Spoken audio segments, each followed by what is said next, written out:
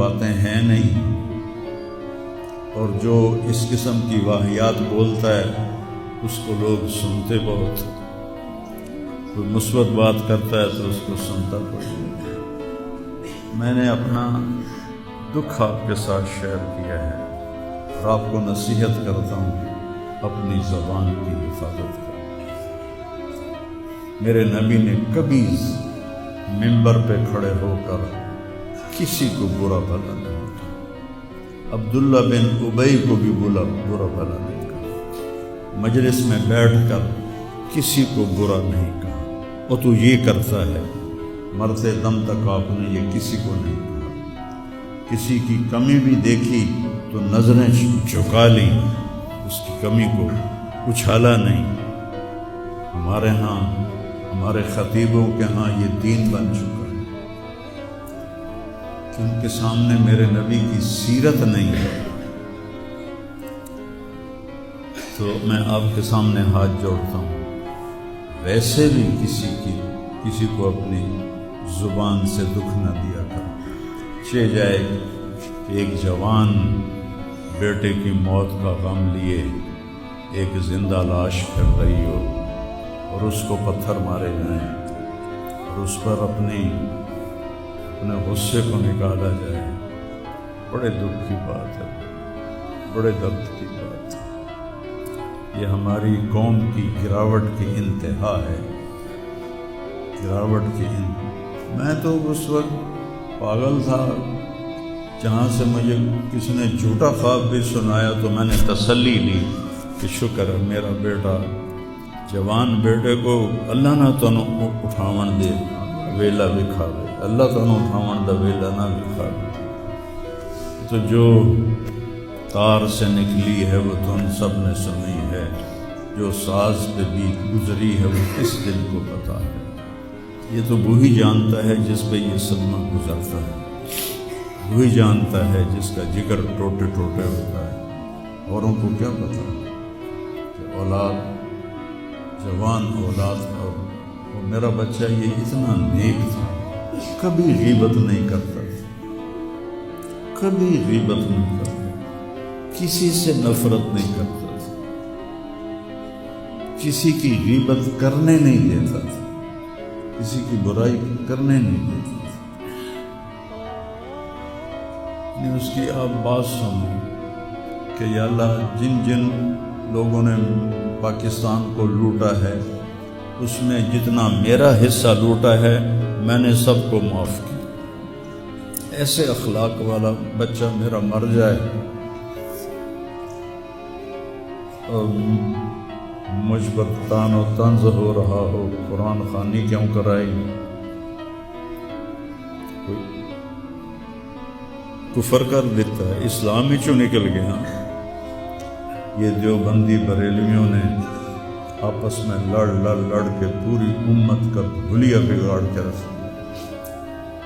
خطیبوں نے، میں صحیح علماء کی بات نہیں کرنا، خطیب چاہے دیوبندی کیوں، چاہے اہل حدیثوں کے ہوں، چاہے وہ بریلیوں کے ہوں، چاہے وہ شیعوں کے ہوں، سوائے نفرت کی آگ بھڑکانے کے ان کے پاس اور کوئی موضوع کوئی نہیں۔ آج میں گیا ہوں اپنے، صبح بہت میرا سر بھاری تھا تو میں سیر کے لیے فجر کے بعد نکلا، اپنے مین فارم پر پہنچا تو وہاں نوکر کھڑے تھے، تو ہمارا ایک نوکر ہے شبیر اس کا نام ہے، تو وہ میں نے ایسے ہاتھ بڑھایا ملنے کے لیے، کہا میاں صاحب آسم میاں طرح ساڑھے نال ملو، انج نہ ملو۔ میں کہ وہ کیوں مل رہا ہے؟ ہمارے ہاں زمینداروں میں نوکر اور زمینداروں کا آپس میں بڑا فاصلہ ہوتا ہے، وہ جب ہمیں ملتے ہیں تو یوں جھک کے ملتے ہیں یا گوڈے پکڑتے ہیں اور اپنے آپ کو پیچھے ہٹا کے کھڑے ہوتے ہیں۔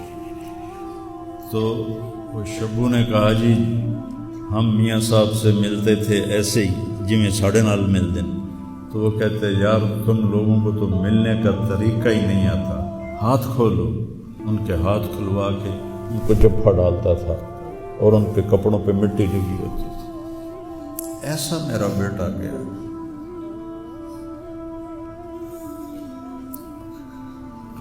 نوکر کے منہ سے نوالا نکال کے اپنے منہ میں ڈال کے کھا لیتا تھا.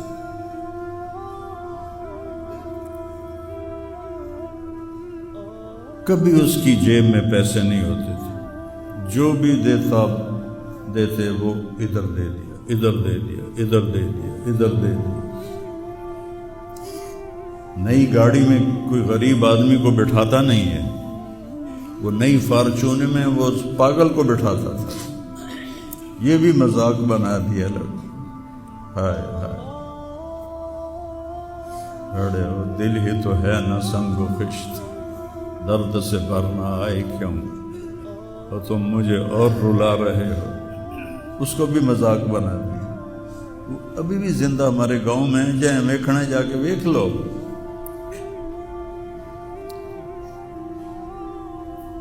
اور اس نے کہا کہ میرے رب نے میری بخشش کر دی اس ملنگ کی خدمت کی وجہ سے.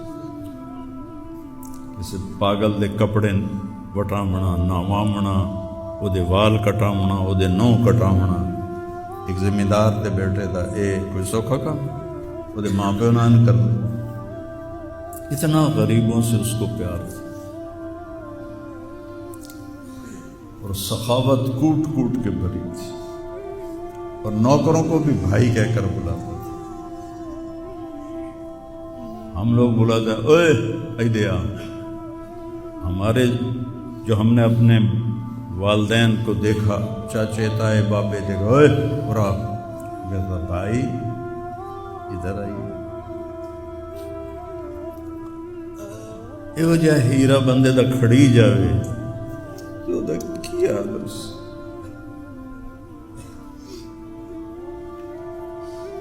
شرم ہی نہیں ہوتی لوگ کم وقتاً 4 ٹکے یا سستی شہرت لین واسطے